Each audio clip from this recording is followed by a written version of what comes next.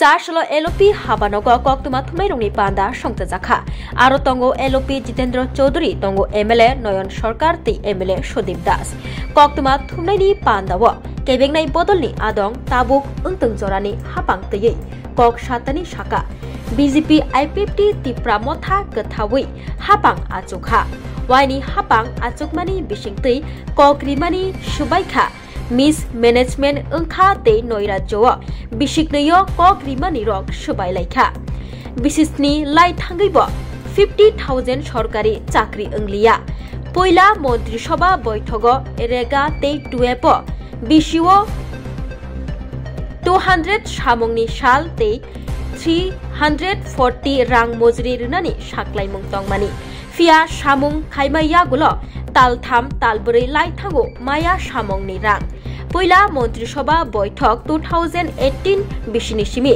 सरकारि एमप्लय रकनो बेतन तै कमिशन रबै जत सेपसाप रुनानि साकलाइमुं साकलाइजाकमानि फिया मुख थांगो बिसिसनि लाइथांगैब 23% बाटा रोजागिया तंखो पयला मन्त्रिसभा बैठक एसएसए एनएचएम तै रेगानो खबै DRW part time worker pump operator ते मिड डे मिल वर्कर जतनो रेगुलर खलाइजाकनाय हनै तंगमानि फिया बिसिसनि बिसिव खरकसानब रेगुलर खलाइजागियाखौ सीपीआईएम हापां तंगफुरो बिसिचि लाइमाइया गुलोनो अनरेगुलर तंगनाय रकनो रेगुलर खलाइजागो फिया ताबुक खलाइजागलिया কক রিজাক তংমানি পার্লামেন্ট বিল তুবুই সংবিধান সংশোধন খলাইयै 10,323 সেবক সেপ্লেজাক রগ্ন সেবক রোজাকনাই হनै फिया उल्टा बहग लाथेरै बरक रग्न थैनानि बागै खिसनै रोजाखा हाय हनै कगना रखा ककमा थुमाइरंनि पान्दा संसावै केबेंनाय बदलनि आदंग्र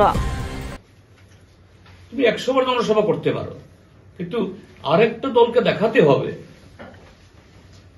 এটা তো গণতন্ত্র না এটাই হলো একদলীয় শাসন ব্যবস্থা কায়েমের যে নগ্ন প্রচেষ্টা বা ট্র্যাডিশন যে না আমরা ছাড়া কেউ করতে পারবে না তো গণতন্ত্র যখন থাকে না তখন ভোটই হোক সে পঞ্চায়েতই হোক বা লোকসভা বিধানসভা হয় এই ত্রিপুরাজ্যে গত 18-র পর যতগুলো নির্বাচন সব নির্বাচন এইভাবেই সন্ত্রাস এবং ছাপ্পা ভোটের মধ্য দিয়ে যারা এখন বিধায়কদের অনেকে এমপি যারা আছেন এইভাবেই এরা এটা ঠিক গণতান্ত্রিক ভাবে তারা বিজয়ী হয়েছেন বুকে হাত দিয়ে তাদের বলার সাহস নেই তারা ছিনিয়ে নিয়েছেন দখল করেছেন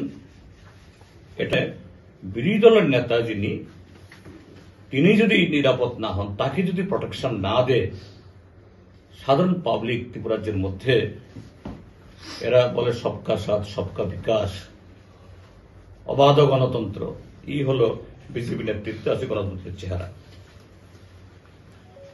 এবং এটা আজকে আপনারাও সেখান থেকে মুক্ত নন 3 আমরা বলতে চাইছি দুর্নীতি ও অপশাসনের স্বর্গরাজ্যে পরিণত হয়েছে ত্রিপুরাজ্য কদিন আগে প্রয়াগরাজ তথা এলাহাবাদে পাপ মুক্তি হওয়ার জন্য মহাকুম্ভ হয়েছে অনেকে গেছেন মানসিক প্রশান্তি পেয়েছেন বহু লোক নাকি হয়েছে ঠিক আছে আর ত্রিপুরাজ্য হলো এখানে এই দুর্নীতি অপশাসনের আরেকটা মহাকুম্ভ এখানে আমি শুধু এই কটা দিনের কারণ গত 2 বছরের বা তার আগের 5 বছর হিসাবগুলি বললে পরে এক দিস্তা কাগজ লাগবে এই যে কটা জাস্ট গ্লিমস আমি ব্যাখ্যা করে আপনাদের সময় নষ্ট করব না ত্রিপুরা মেডিকেল কলেজ বলছে মুখ্যমন্ত্রী ব্যবস্থা নিয়েছে কি ব্যবস্থা নিয়েছেন তিনি কি ব্যবস্থা নিয়েছেন আপনারাই লিখেছেন কোটি কোটি টাকা উৎকোষ নিয়ে পাস করিয়ে দেন আর উৎকোষ না দিলে পাস হয় এই ঘটনা দুটো খুব ভয়ঙ্কর জিনিস ত্রিপুরা তৈরি করেছে একটা হলো যে যারাই ভাবে পাস করবে এমন সৎ নিষ্ঠাবান ছাত্রছাত্রীও এই যদি হয়, তার মনোসংযোগ নষ্ট হবে, ক্যারিয়ার ডুম হবে, তারাই হবে আগামী দিনের ডাক্তার।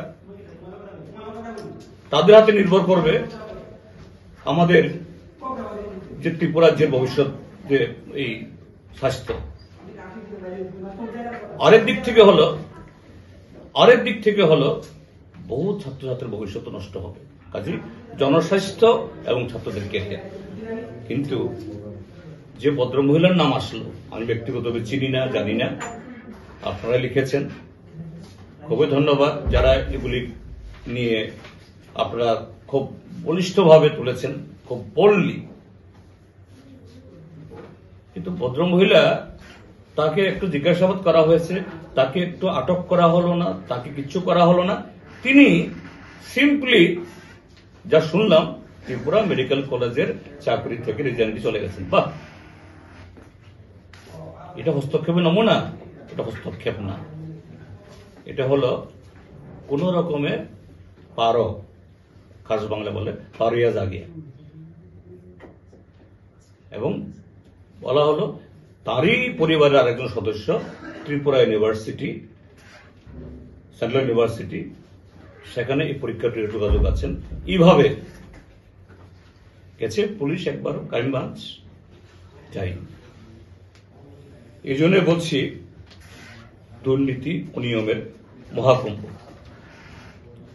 সিপাহী জলা, ব্যাখ্যা দরকার নেই এখানেও। আমরা বলেছি সিপিআইএম এর তরফ থেকে সেদিন, হ্যাঁ, কজন লোক যারা বিগত কয়েক বছর ধরে লাখ লাখ টাকা যারা হাতিয়ে নিচ্ছে, গ্রেপ্তার হয়েছে, ভালো, গ্রেপ্তার করতে বাধ্য হয়েছে। কিন্তু কেন সেই এসপি কে, আমি গ্রেপ্তার করতে বলছি না, কেন সেই এসপি কে সাসপেন্ড করা হলো না? নিদেন পক্ষে এসপি কে সে জেলা থেকে সরানো হলো না।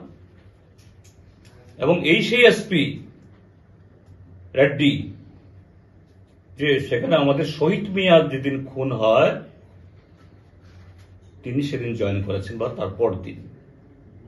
এই জন্য শহীদ মিয়া খুনে আমি সরাসরি তাকে দায়ী করি না। কিন্তু শহীদ মিয়া খুনের যিনি আসামি, নেম একিউজড,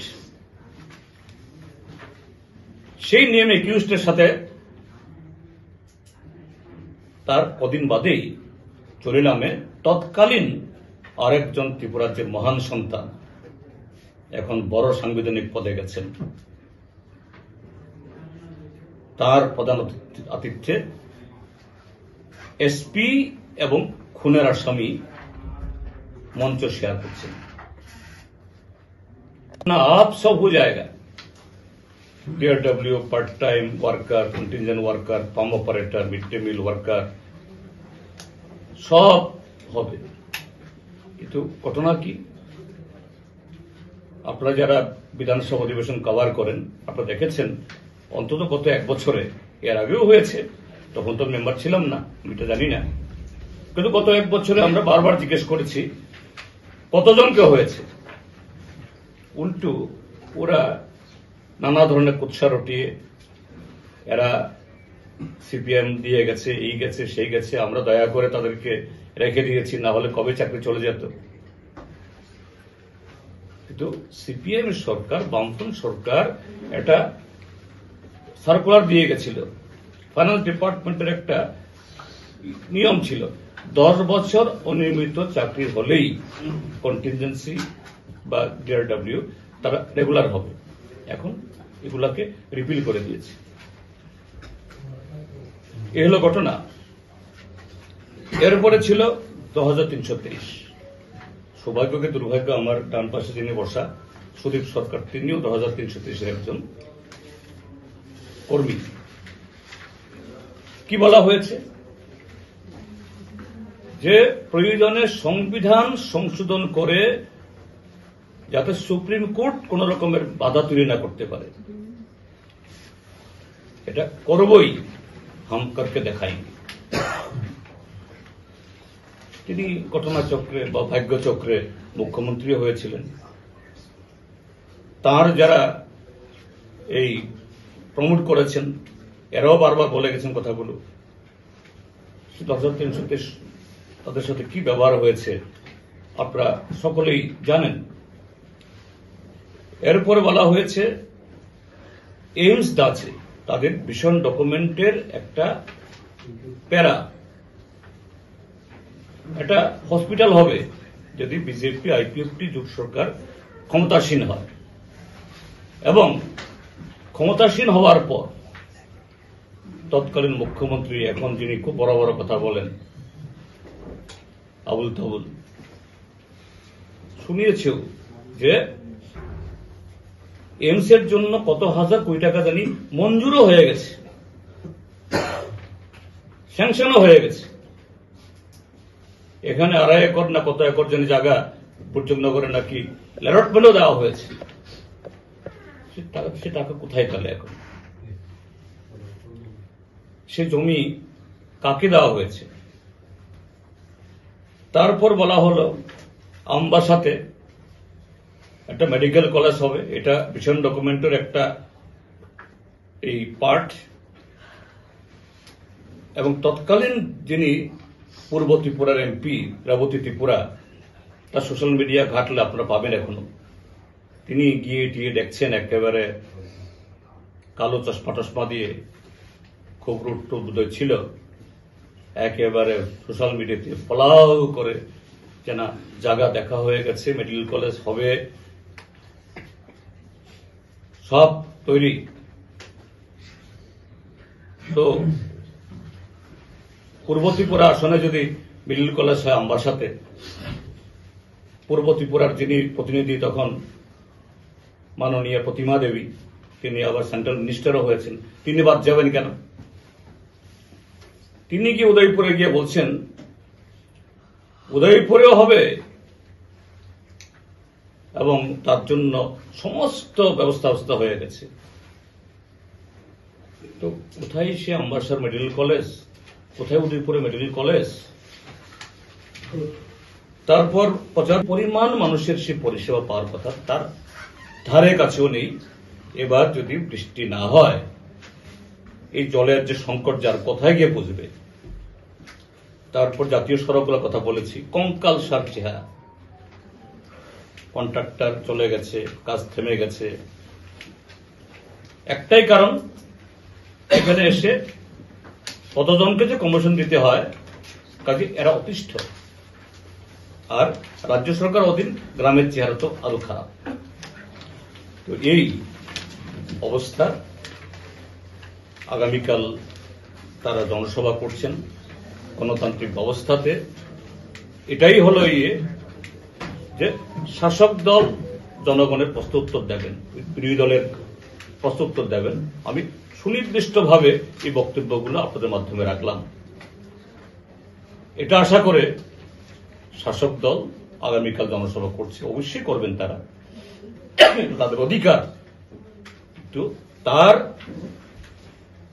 গঠনমূলক জবাব তারা যেন দেন। এটা আমার জন্য না, ত্রিপুরার জনগণের জন্য। এই অধিকার, প্রশ্ন করার অধিকার আমাদের আছে। এবং এভাবে লোক ঠকিয়ে শুধু ওই এলইডি বড় বড় টিভি বসিয়ে সুন্দর সুন্দর চেহারা দেখালে হবে না, ফ্ল্যাশ করলে হবে না। জনগণের টাকা সঠিকভাবে কেন খরচ হয় না, এই বিজ্ঞাপনের আড়ালে কিভাবে এই রাজ্যটা রসাতলে যাচ্ছে, এটা আমাদের দায়িত্ব শাসক দলের সামনে রাখা এবং জনগণ সচেতন করা। আপনাদের মাধ্যমে, আপনাদের সাহায্যে বললাম, আশা করি আপনারা সেভাবেই এই বিষয়গুলো তুলে ধরবেন। তবু তার মধ্যে প্রধান কিছু এখানে উল্লেখ করেছি, যেমন প্রতিশ্রুতি খেলা। এরা বলছে বহুত কিছু করেছে। ওনার আগের যিনি ব্যক্তি, তিনি বলছেন 3 বছরের মধ্যে ত্রিপুরাকে শ্রেষ্ঠ ত্রিপুরা বানিয়ে ফেলেছেন। আর এই ভদ্রলোক এসে বলছেন প্রথম সুশাসন, দ্বিতীয় সুশাসন, কথায় কথায়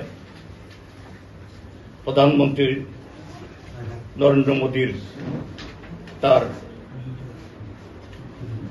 দিক নির্দেশে এ রাজ্য একেবারে সারা দেশকে কেন সারা পৃথিবীকে পেছনে ফেলে ছড়ে যাচ্ছে, আমি সেখানে তাদের কিছু প্রতিশ্রুতির কথা এখানে বলতে চাই যেগুলি তারা উচ্চারণ করেন না।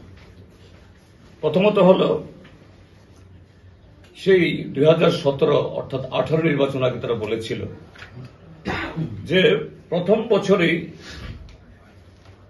50,000 চাকরি, তার পরবর্তী 4 বছরে আরো 6.5 লাখ 7 লাখ। কদিন আগেও গেল অধিবেশনেও তারা তথ্য দিয়েছেন বিধানসভাতে কত চাকরি তারা দিয়েছেন। আর এই সময়তে যাদের চাকরি গেছে বিভিন্ন কারণে এবং অবসরে, সেই হিসাব করলে পরে নতুন 50,000 চাকরি ধরে থাক, উল্টো 50,000-এর বেশি চাকরি গেছে। এখন এই শব্দ তারা উচ্চারণই করেন না।